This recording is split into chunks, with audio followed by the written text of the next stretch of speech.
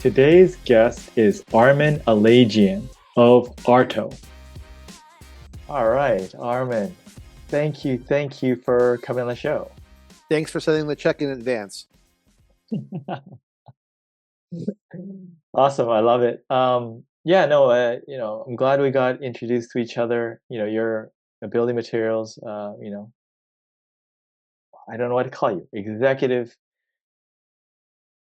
you're, Oh, look at you, pro. priming the pump with a clarification. For the regular people, I am the CEO of the business, um, but that title is not. I don't deserve the title. My job is a leader of a bunch of um, great people to try and help other people be happy in their spaces. So I Sure. have a X-rated one I share with you, right? I can't. Well, X-rated. I have a PG-13 one I used earlier, right? I can't use that one here, correct? No. Um, yeah, we keep it friendly on this show. Okay. We make cool people. I'm trying to edit it as I say it out loud. Cool people come to us to help them make cool things, usually tile and brick, for their cool places. Gotcha. Yeah. Gotcha. Yeah, no, I like it. I mean, it's not the first thing that sort of comes to mind when I start talking about brick and fun. So I'm interested to dive in on your sort of origin story. Because it was a family business. You've sort of taken it over. Walk me through that. So you said to start at the very beginning. So I was born in 19 oh, not that early, huh? So humor is a big part of our brand, and I'm sorry if it wastes time on your podcast. Um, our My father, Mr. Arto, his first name is Arto. It's the middle name of me and my brother, Arto, ARTO, and he is born in the country of Egypt, and he grew up with a father in a factory. And his father would import leather from Milan, Italy, tanned, and they would create products in Egypt, particularly men's and women's shoes. And my dad, like me and my brother, grew up in the factory, and he ended up being, we'll call it, a untrained or trained. I think he was had some training, but we'll call him, not, you know, uh, made shoes. He would know how to make the actual shoe, but he could know how to design the patterns and make all the sizes left and right of it. So that's his background. That place collapsed when they socialized all the companies, and he fled to Beirut, Lebanon, when he was a young man. Loved it, early 20s, and after in the 50s, Paris, the Mediterranean. It was a great time for him to be a young man in that part of the world. That place started going south. He came to the States, ended up in LA, and like an immigrant, he went to school at night to be a mechanic on airplanes, and had a daytime job delivering milk in the West LA area. And there's more. I should keep going, right? By the way, audience, I've cut a lot out of the story for the sake of not eating up all the time with the story. It's not my ad. And then back then, you didn't work on the weekend, so my dad worked Monday through Friday hard, and then Saturdays and Sundays you actually enjoyed yourself. Unlike now where you work all the time. And so he met a woman, not my mother, Irene Birkenbreiter, and she was a ceramicist, and she made beautiful murals, and dimensional murals, not just flat hand painted murals, but also dimensional murals that had a relief. And on his milk route, he started showing the customers on his milk route restaurants and homes the products they would use around the mural, which would be a simple one skew clay brick veneer used to surround the mural. But now he was doing fireplace surrounds and backsplashes and bar fronts, and he made enough money doing that, selling it and installing it, that he ended up just quitting his milk job and went full time into being a maker and installer. I think I think for a long time he had two SKUs, a flat and a corner, and been very happy. My dad was very very good at touching anything and turning the gold Midas touch in most of his life. Really? Yeah. Okay. You mean like from a business standpoint or just anything that sort of you put his mind to? Um, Mine too. Examples of luck. I think one of the things about his luck was it would say that his mom said luck happens when you're sleeping, which is true. You have no control over it. But when it comes, are you ready? And so I think that's probably a very common ancient wise person, grandma, grandpa, Munger, whatever, idea of like luck isn't luck may or may not be true, but when say there's real luck, right? If like it's magic luck, but if it comes to you, you're not ready, magic or just coincidence, you're not ready. What's the point? So Yeah. be ready for opportunity when it comes. So whatever that may Sure. that's what I learned from that is be ready. And right now in this very moment, I'm focusing on saying no because I have so many opportunities. As this call is going on, before and after this call, we have so many opportunities that I have to say no. I think this a couple of them, which is very weird. I hate saying no. There you go. But at Yeah. some point you said yes to, continuing on with your dad's business and whatnot. Was that a natural yes, or you kind of dragged into it? How did that happen? The humorous statement is I'm unemployable, so I had to work here. But the reality of it is, my first smells were this company, concrete and clay smell. They have a certain aroma when they're wet, so I like the earth smell. I happen to be very tactile, so that works out well. And looking back now, I don't know if I could have worked in an office 8 hours a day. I'd have to become a smoker just to get out of the office, you know. So if I was under this light 8 hours a day, I would probably not be happy.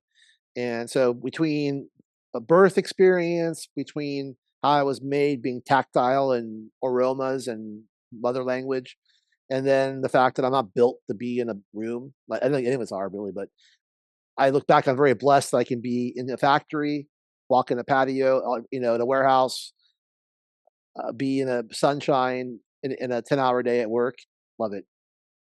I'm very I'm a brick cowboy. So from when you sort of the first started the business and where it's now, what are the major things that have changed? The big change is he was a total vertical. He worked with designers and homeowners directly. He manufactured the product and installed it. And I don't think he ever really had any tile stores till later on, or dealers, distributors, till probably the late 80s. So 1960s through all of that to I think maybe like 85, he had a dealer or two here and there. And he had installation crews going. And then when started working there full time, him and I argued a lot about not about my haircut or about staying out late, but more about business things. Right? I know everything, he knows nothing as a 19-year-old, and he's older. So I know everything, he knows nothing. He's an idiot. Not true. And when we got through all that, we and there was a lot of issues. My dad and I had several breakups. I got fired. I walked away, and over that period of missing each other and strife, we came to a place where my father pulled back from installation. We focused on manufacturing, and I went and we had the same vertical, roughly homeowners and designers, and then the need to grow. We ended up getting a lot more dealers, and I was good at that. As you can see, I'm very friendly. So I walk into a place cold call and say, "Hello, how are you?" And it was great. And then we blew up, and we were just a LA company then. We had no sales outside of LA County for a long time. And where am I with the story? You happy with that where it ended? Or you want me to add more? You're good. So you had dealers, right? You're growing dealers. Yeah. But as you know, when you have dealers, they're different businesses, right? So how'd you get to a point? because I think you're streamlined working with them very well, on how that relationship worked with the dealers to be successful. Um, well, first of all, you know, it's customer service. For a very, very long time, I answered the phones, and being a real person on the phone for a dealer and helping them, big deal. So I would say unique product paired with good prices, paired with customer service, and I would tell you that is the probably um, and you can change the word unique to cool. So unique or cool products, important formula to be stand, differentiate. Um, Even though you're special, you can't be too expensive. So price. And even if you are the first two, you can't be a jerk for more than two jobs or two projects or two phone calls. So I'd say it's the same formula we have now in general. We probably pretend we're smarter and doing different things, but it's the three things: product, price, and the people running it. Oh, wow. I've heard that product, price, people. Did we just invent that word right now on your show? I don't know, Yeah. but we can ask AI, right? Yeah. But There I you didn't go. plan to say that, but I realized that's what I just said by accident. Yeah, no, it's all in there, all the ideas. Now, when we talked actually off air, you said something interesting because 8% of your business is streamlined for certain things, and then you have 20% which is not intentionally. Walk me through that. So you mean the custom work? I believe so. Yeah, Yeah, custom yeah. work, not CFO approved because Right. yeah. Tell me about that. So, our current collections have a lot of variants, like one size of tile. I'm gonna say it wrong the number wise, but we have we'll call it 144 variants in one size, because it has whatever that math is, four textures times 30 colors or 40 colors. So every size has 140 variants of it, whatever the math is. Might be 220 variants. Can't do math. Um, so that's a lot of options already for the customer. So that's in itself made to order. Like we promote a certain color, then within that popular color for the season, there is colors that are not popular yet or were popular that people want. So we have those colors in the standard formulation. And then there is the 20% that's separate from the made to order thing. And that is if you go to Europe and you see an example, you go to this is a Japanese product. You go to a hotel in Japan and you see this cool wall tile, and you can't find it anywhere.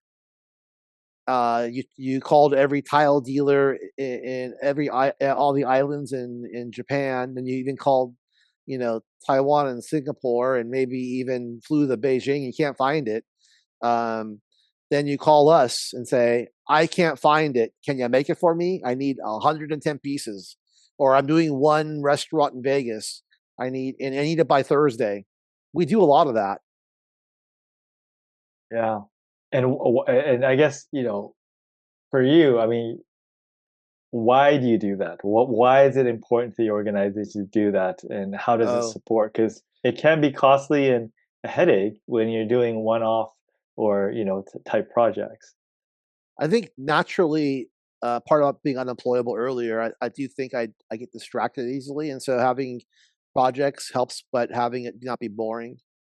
Number two, the logical thing is as part of customer service, of helping our dealers or our longtime design customers. And in this case, it's not money but time, right? And that goes back to the fact that we're trying to make cool things for cool people. So we're kind of hitting all the flavor notes. The CEO, the cook enjoys the hard work. That's a side. But then for the customer, frankly, it's probably a differentiator. The world's really small, and it kind of is a built-in moat to say yes to things that are difficult. Got it. Because Another occasionally, saying is when we were yeah, really small and we were like 12 people or 8 people, and we got a customer walk in the front door, and my dad would say after he left, he's been everywhere. If he's here, he's in trouble. because we're the last place you would go to. We're not easy to find. It's before the internet, right? Like the 87, I was 17 or something, right? And he like because you couldn't, it's a word of mouth how you found us. Yeah, yeah, for sure. And like you said, I guess some of these weird one-off things either turn into a customer relationship where they go and buy your sort of, more sort of standard products. You have lots of variations. I say more standard. Yeah, Um, or also, I guess some of those products R&D wise say, oh, that's a great product. Even if this customer doesn't need it anymore, maybe someone else will need it. I think I was that smart on our prep call 2 weeks ago. You're right. I forgot that part. Is you learn about trends before they happen. But in the moment, I mean, I didn't, that's the first thing as the customer, you want to please people. But you're right. I forgot about the trends. If you have the same kind of idea 4 times in a month come to you, then you have an early trend that you can capitalize on. Yeah. I mean, a lot of things in business are not necessarily, it sounds good when you write a book about it later, maybe, but but I guess it's a collection of habits, right? Habits Yeah. and focuses, right? So, Oh, segue. So we're 60 years old this year, and I write a lot and BS a lot. And one thing I wrote down in my for people to read, as well as myself, is 60 years is basically a bunch of payroll days lined up in a row. I mean, if you can pay payroll for 52 weeks for a couple of years and you line them up, stack them up, that's success, right? So it's not complicated. Get through the week. A lot of times you think so far, and I have this problem. Sometimes I think so far in advance, I don't think about today. So I actually wrote down um, growth is thinking about Fridays as well as when you're dead 100 years from now at the same time. They're like the hedgehog and the fox. You have to think about the long term, but also the moment at the same yeah. time. Yeah. And for you, how does that look like? Like do you schedule that in? Does it just a natural habit? Do you have a post-it note on the wall? Like how do you, because those are sort of can be You contradicting weren't or listening. I think it goes back to the one about being ready for opportunity. hmm, So, okay. like right now at Arto, I think that we can even be more streamlined and even more of a custom shop, plus our regulars things, if we use, if we took some of the boring aspects of bidding custom jobs out into a more systematic way. So we don't do that. Everyone's sort of fun, and so but imagine if we can do more fun stuff if we took out some of the boring stuff. Like for example, the pricing model. That's I still like this, which how much should we charge? I don't know. Um, we charge enough, we're still here paying bills, so I guess what's one reference point. But back to that, how do we stay I think being ready for it. Yeah. Being Yeah. ready for it. And it's a constant conversation to figure out what the right balance is. Yeah. Yeah. You Makes don't want to get sense. too far ahead, but you also don't want to be too safe. True. Yeah. That's great. I What heard a saying, I heard something once before. If you're gonna be the pioneer, you don't want to say that Arto Brick was the pioneer. It usually means they're dead or they're not the leader anymore. You want to be the pioneer and leader. Arto is the pioneer and leader of their industry. There you go. Yeah, Or very close to the top in which you yeah, can run faster when you see it yeah, happening. yeah. Or you always want to be number two. That way, you never have to be always number one. There you go. Well, number one, a lot of times, take up the brunt of the mistakes and Yeah. the cost, right? Yep. Yeah. So okay. Interesting. So you said, when you were smaller, say you sort of 8 to 12, where your dad was saying that they're in trouble because they came to see you, and where you are now, what changes or insights or whatever took you to where you're now from that point? Uh, early adopter. I'm not sure of the question. But how do we get from point A to point B? Yeah, Um, like you said, when you were, 8 to 12, and I guess it was your dad saying that the customer is here because you weren't findable, and whatever, to where you are today, where you're say getting, you know, say a lot of no's because you need to. What fundamentally has changed? Mindset or structure or assistance. Dead air. What's changed is that even though we think we're big, we're still small, and that gives us the ability to move up market still in market share. That's number one. I guess that's mindset of still wanting to grow. So mindset there. Um, Even though we are popular on social media, it's still not Kelly Wearstler popular. And so that's the place to grow. So I think if anything, it's the growth mindset then as I'm walking through it. It's not so much that you want to perfect marketing or perfect manufacturing, is that the first thing is, are you happy? Do you want to rest on your laurels, which to me sounds lazy and also not fun? Or do you want to keep growing? Because if you don't grow, you die as a company, maybe even as a person. So I think it's probably a good mindset. It's like you want to grow and you'll figure out what those are at the moment. So there, hedgehog and fox. The hedgehog is the same thing, right? You want to grow to a certain place, either mind share or pocket share. But the hedgehog is like, what should, or the fox should like, what should I do this week that's different, you know? But the big picture is 110 years of longevity. The short term is what's needed in the market this week or next month, and not worry about 10 years about just you want to stay alive 10 years.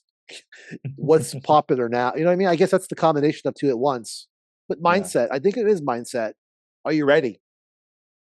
sure. Are you ready? We need. I'm going to steal a famous guy's quote. I don't know who said it, but Yeah. when when opportunity taps you on the shoulder to make a change, are you in the mental and physical shape to take that opportunity? Same as the knocking on the door. Are you ready when it Sure. comes? Sure. You mentioned earlier about sort of, keeping yourself from getting bored and, keeping yourself engaged and stuff like that. I mean, it you know, gets me to think that you're self-aware on that. We all have our strengths and things that can be a strength in one situation and maybe not so much in another. What sort of things have you done to complement it, strengthen it, manage it? You know, Anything to do with managing your day or tools or anything to keep you focused or more engaged with what you're doing? Realizing that if I had TikTok on my phone, I would be hooked because my TikTok is my inbox and it's legal, authorized, moral work to do that is a distraction from thinking about the business. Mm, So my self-awareness of anything is don't be mentally lazy and respond to your email for this podcast, which I should do,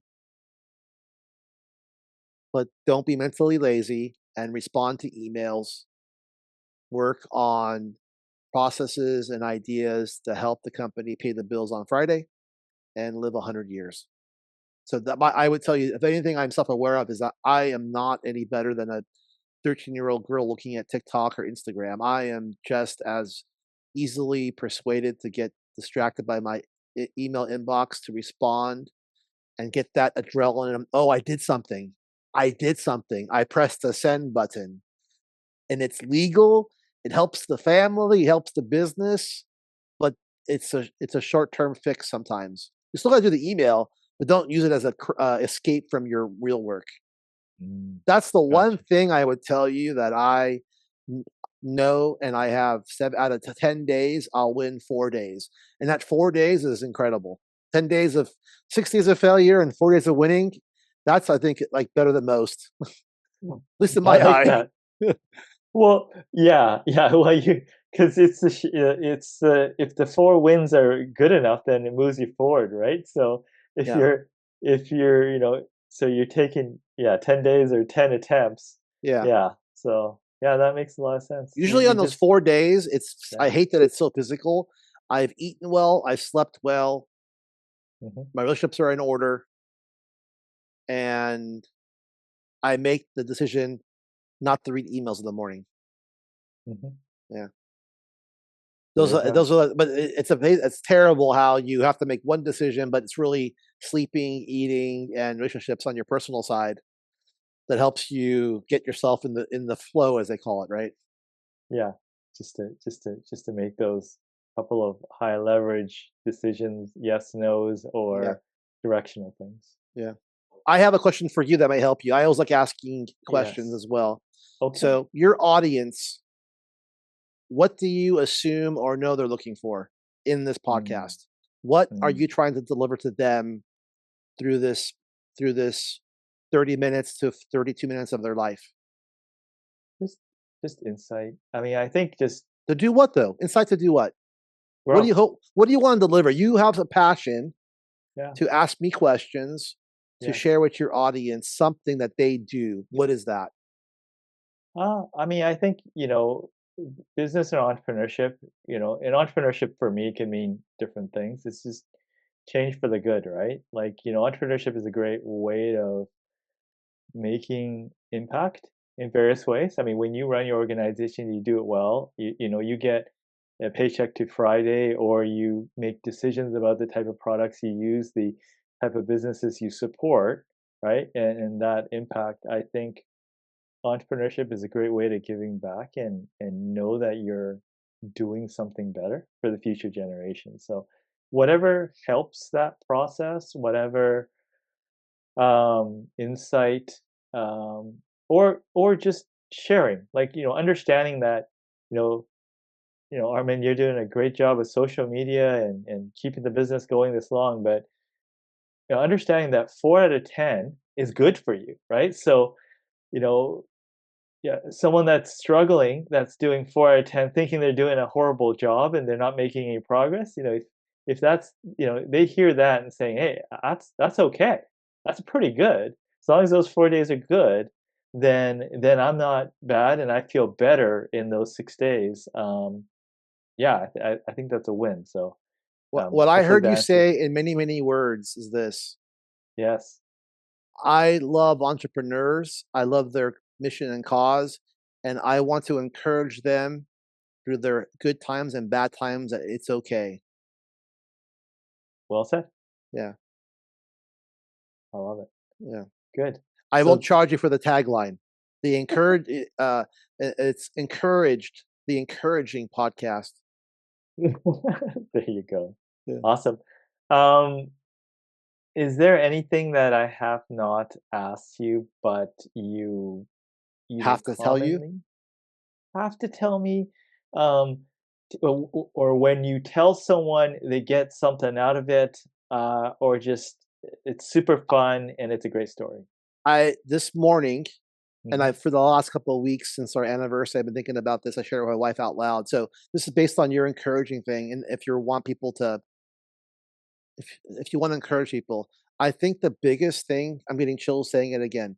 The biggest success to Arto and to all businesses that have been around a while, whether it's even a month or 100 years, is the leader gets out of bed and goes to work on the hardest day.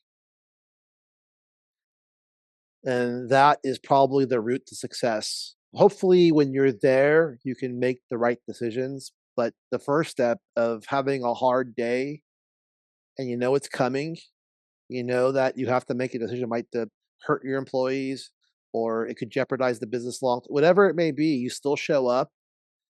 That is the route to success for me, is showing up. And you can get, so to be more precise, you can get out of bed and go to work, but show up when you're there. Don't be detached. Be there. And detached is a good word sometimes. Like look at your business from far away, but be ready for opportunity to make a yes or a no. But get out of bed. that's a hard thing sometimes. I remember being younger and new at this, alone. It was hard to get out of bed. So maybe it's maybe that's just me. Maybe it's everyone that's got an easy street.